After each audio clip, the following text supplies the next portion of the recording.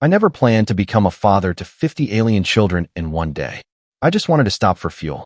The outpost was called Orvani Market Station. Bright lights, loud music, artificial perfumes blowing through the vents to make you forget the rot beneath it all. I had been there before in my military days, wearing the white insignia of the Terran Peace Corps. But now I was just Elias Rowe, a retired combat medic hauling scrap parts across the outer belt. Or so I told myself. But the universe has a way of dragging you where you're most needed. My day changed the moment I heard the announcement echo across the spaceport. Auction of defective biological stock begins in 1 hour. Biological stock. I'd heard that phrase once before, during the Deltari crisis, when we found a cartel selling kidnapped children. I still remembered their eyes. Empty. Still. Like the lights inside them had been blown out. My stomach tightened. Curiosity, or maybe old wounds reopening, pulled me toward the central hall. The auction room was massive, tiered seating, holographic banners, a stage with bright floodlights. It looked like some entertainment arena. But the moment I stepped inside, the glamour peeled away in my mind. There were cages. Dozens. Inside them, not adults, not criminals, just small figures sitting silently, each one staring hollowly at the ground. Different species, different ages, different colors, but all with the identical expression of someone who had already accepted they had no future. A tall insectoid with gold-plated mandibles stepped onto the stage. Next category, defectives. Discounted for missing limbs, behavioral instability, or genetic irregularities. Excellent for labor or experimentation. He said it cheerfully. The crowd applauded. Something broke in me then. Something I thought I buried long ago. A tiny girl with moss-green skin was dragged forward. One of her arms was missing. The stump was sealed with cheap healing gel that had cracked dry. She flinched at every sound, like she expected pain. The auctioneer tapped her head with his cane. This one is quiet but slow. Starting bid. I stood. My voice cut across the hall before I even understood what I was doing. Stop. The auctioneer stiffened. Thousands of eyes turned to me. Some curious, some irritated, some amused. A human standing up in an alien auction was unusual. A human interrupting one was insane. The auctioneer clicked his mandibles. Human, sit down unless you intend to bid. I am bidding, I said. For all of them. The hall went silent. Utterly. Even the ventilation seemed to pause.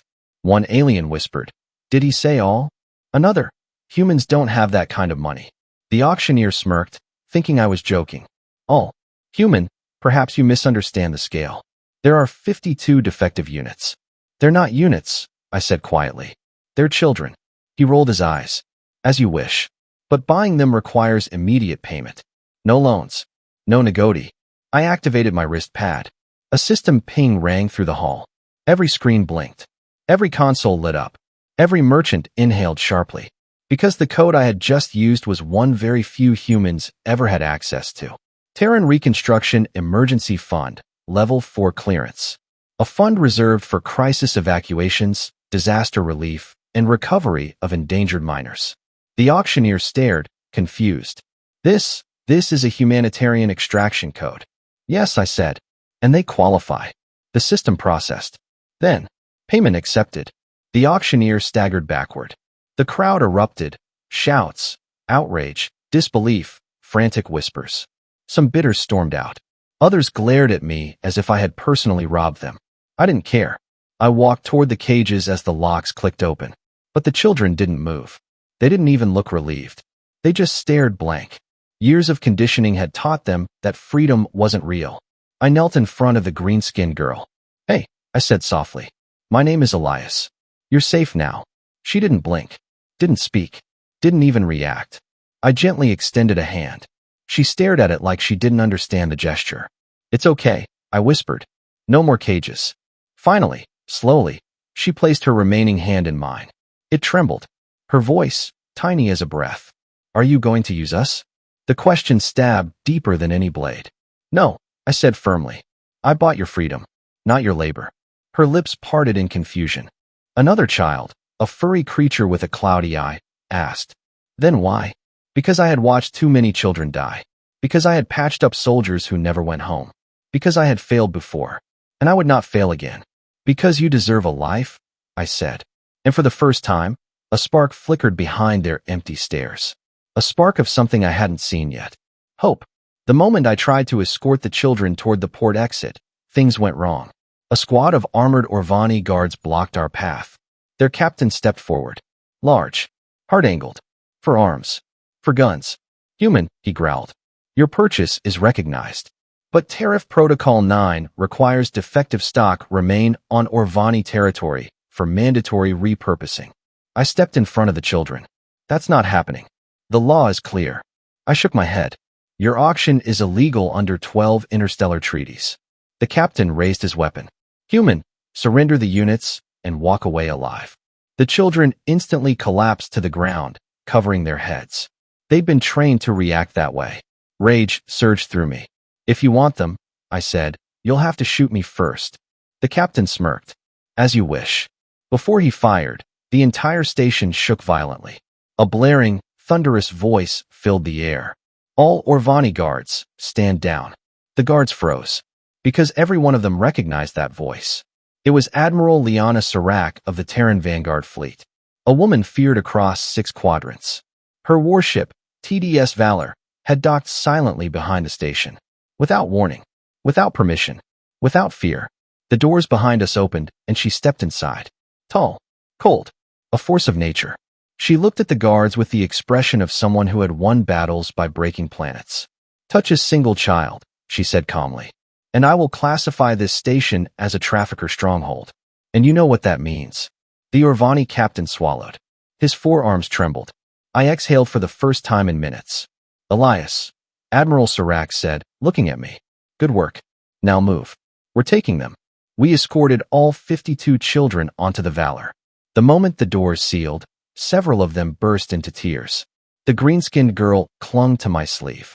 Her single arm shook so hard she couldn't speak. It's okay, I whispered. You're going home. She stared up. Where is home? I paused. Wherever humans are, I said finally. Your new home is with us. The med bay of the Valor was unlike anything the kids had known. Warm lights, soft beds, professional caretakers. The children were scanned, cleaned, treated. Some had broken bones that weren't healed properly. Some had malnutrition. Some had scars from shock collars. Every time I saw a new wound, my anger simmered hotter. The green girl was scared of everything. Of the scanners. Of the lights. Of every sudden movement. When the medic tried to touch her, she whimpered. I sat beside her. Look at me, I said softly. You're safe. I promise. She hesitated, then leaned against me. I wrapped an arm gently around her tiny shoulders. She was so cold. After she fell asleep, the medic whispered, Elias, what you did today will change the galaxy. I didn't answer. Because it wasn't about the galaxy. It was about them. Word spread fast, faster than any fleet. Human rescues 52 defective alien children from slave auction. Within hours, every major empire began issuing statements. Some pretended outrage. Some demanded the children be returned. Some panicked, knowing they'd been running similar auctions. Some quietly erased their records and shut down their markets. Why? Because humans aren't known for letting things go.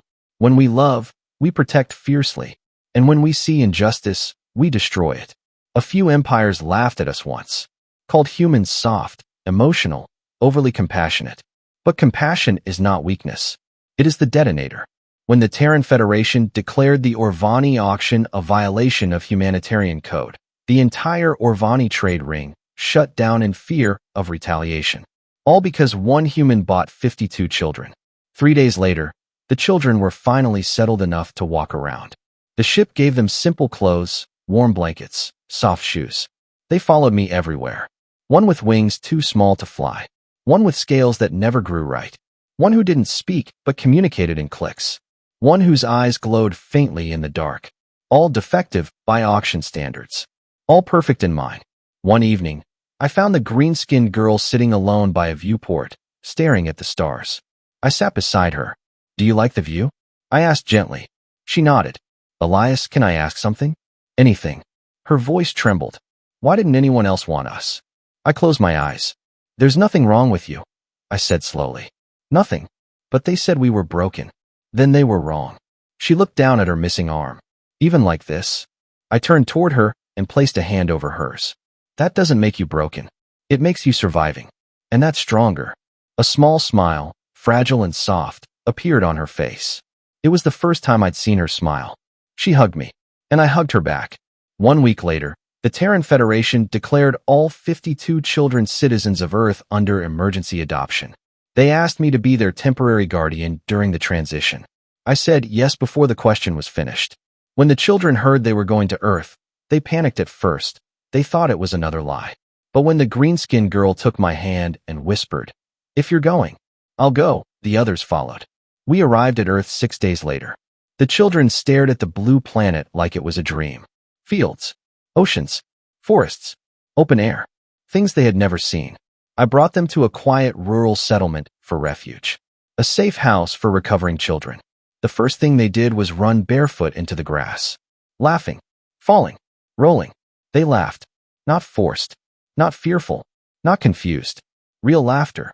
Some of the volunteers cried watching it. I did too. The green-skinned girl ran back to me, breathless. "Elias," she gasped. "This is warm. It's sunshine," I said, lifting her up. "You'll get a lot of that here." She hugged my neck and whispered, "Is this our home now?" "Yes," I said. "It's yours." Years later, people would call the event the day humanity bought hope. Empires would rewrite laws. Slave markets would vanish. Systems that profited from suffering would fall. They say the galaxy trembled because humans declared war on cruelty. But the truth is simpler. The galaxy trembled because 52 alien children discovered they were loved.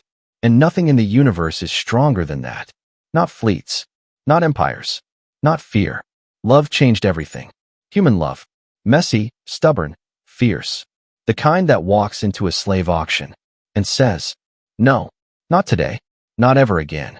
And that is how one human, walking alone into a room full of monsters, became the father of a future that the galaxy never expected.